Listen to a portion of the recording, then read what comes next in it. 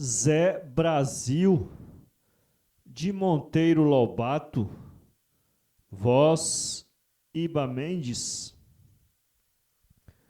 Zé Brasil era um pobre coitado.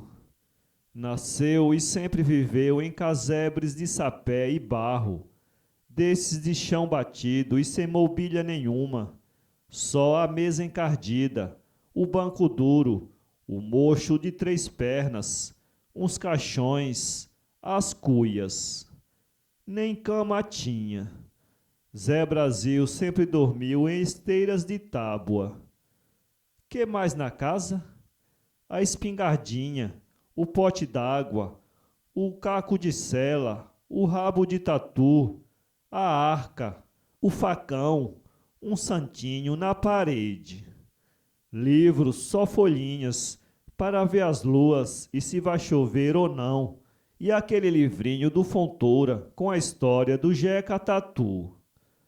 Coitado deste Jeca, dizia Zé Brasil, olhando para aquelas figuras. Tal qual eu. Tudo que ele tinha eu também tenho. A mesma opilação, a mesma maleita, a mesma miséria e até o mesmo cachorrinho. Pois não é que meu cachorro também se chama Jolie? A vida de Zé Brasil era a mais simples.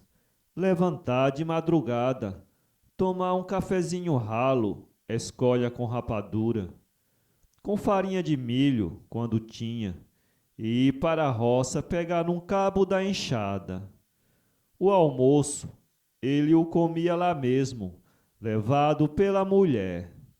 Arroz com feijão e farinha de mandioca, às vezes um torresmo e um pedacinho de carne seca para enfeitar. Depois cabo da enxada outra vez, até a hora do café do meio-dia. E novamente a enxada, quando não a foice ou o machado. A luta com a terra sempre foi brava.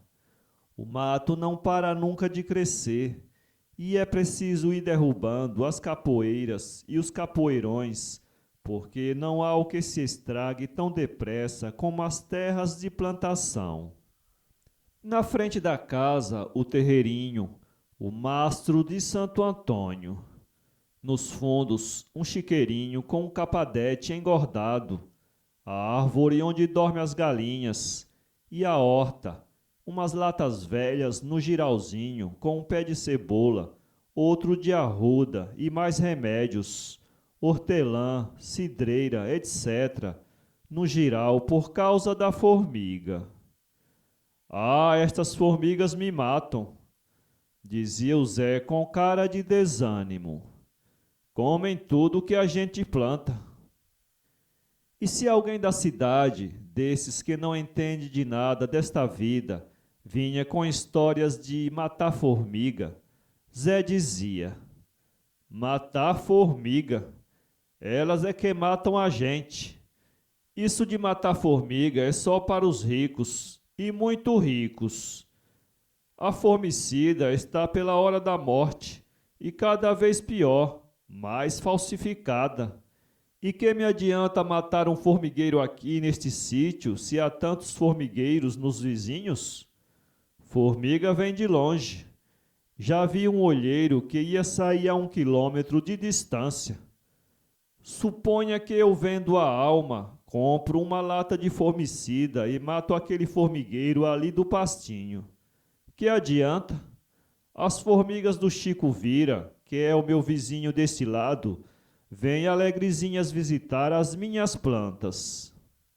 A gente da cidade, como são cegas as gentes das cidades. Esses doutores, esses escrevedores nos jornais, esses deputados, paravam ali e era só crítica. Vadio, indolente, sem ambição, imprestável. Não havia o que não dissessem do Zé Brasil. Mas ninguém punha atenção nas doenças que derreavam aquele pobre homem. Opilação, sezões, quanta verminose há, malária. E cadê doutor? Cadê remédio? Cadê jeito? O jeito era sempre o mesmo: sofrer sem um gemido e ir trabalhando doente mesmo, até não aguentar mais e cair como cavalo que não afrouxa. E morrer na velha esteira, e feliz se houver por ali alguma rede em que o corpo vá para o cemitério, senão vai amarrado com cipó. Mas você morre, Zé, e sua alma vai para o céu, disse um dia o padre, e Zé duvidou. Está aí uma coisa que só vendo. Minha ideia é que nem deixam minha alma entrar no céu.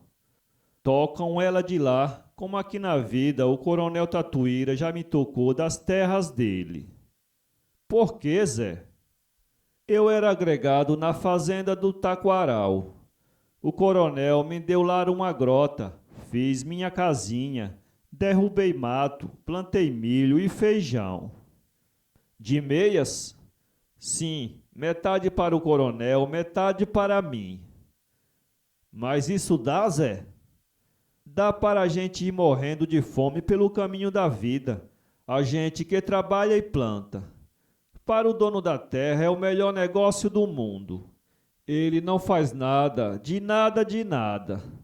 Não fornece nenhuma foice, nenhum vidrinho de quina para a sezão, mas leva metade da colheita, e metade bem medida, uma metade gorda. A metade que fica com a gente é magra, minguada, e a gente tem de viver com aquilo o ano inteiro, até que chegue tempo de outra colheita. Mas como foi o negócio da fazenda do Taquaral? Eu era agregado lá e ia labutando na grota. Certo ano tudo correu bem e as plantações ficaram a maior das belezas. O coronel passou por lá, viu aquilo, e eu não gostei da cara dele. No dia seguinte me tocou de suas terras como quem toca um cachorro. Colheu as roças para ele, e naquela casinha que eu havia feito, botou o totó urumbeva. Mas não há uma lei que... Zé Brasil deu uma risada. Lei, isso é coisa para os ricos. Para os pobres, a lei é a cadeia, e se resingar um pouquinho, é o chafalho. E se você fosse dono das terras, aí de um sítio de 10 ou 20 alqueires? Ah, aí tudo mudava. Se eu tivesse um sítio, fazia uma casa boa, plantava árvores de fruta e até um jardinzinho como o do Giuseppe. Mas como fazer casa boa e plantar árvores e ter horta em terras dos outros sem garantia nenhuma? Vi isso com o coronel Tatuíra.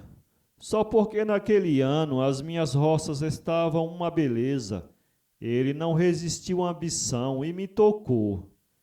E que de terras esse homem tem? A fazenda do Taquaral foi medida.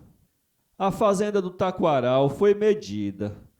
Os engenheiros acharam mais de 2.000 alqueires e ele ainda é dono de mais 2 fazendas bem grandes lá no oeste. E não vende nem um palmo de terra. Herdou do pai, que já havia herdado do avô. E o gosto do coronel é dizer que vai deixar para o Tatuirinha uma fazenda maior ainda e anda em negócios com o Mané Labrego para a compra daquele sítio da Grota Funda. Então não vende nem dá as terras, só a renda? Isso. Também não planta nada. O que ele quer lá é rendeiro como eu fui, e são hoje mais de 100 as famílias que vivem no Taquaral. Desse jeito, o lucro do coronel é certo. Se vem chuva de pedra, se vem geada ou ventania, ele nunca perde nada. Quem perde são os rendeiros. Mas se essas terras do Taquaral fossem divididas por essas 100 e tantas famílias que já vivem lá, não acha que ficava muito melhor? Melhor para quem? Para o coronel? Não, para o mundo em geral, para todos. Pois está claro que sim. Em vez de haver um só rico, que é o coronel Tatuíra, haveria mais de 100 arranjados, todos vivendo na maior abundância, donos de tudo quanto produzissem, não só da metade, e o melhor de tudo seria a segurança, a certeza de que ninguém dali não saía por vontade dos outros, tocado como um cachorro, como eu fui. Ah, que grande felicidade! Mas quem pensa nisso no mundo? Quem se incomoda com o pobre Zé Brasil? Ele que morra de doenças, ele que seja roubado e metido na cadeia se abre a boca para se queixar.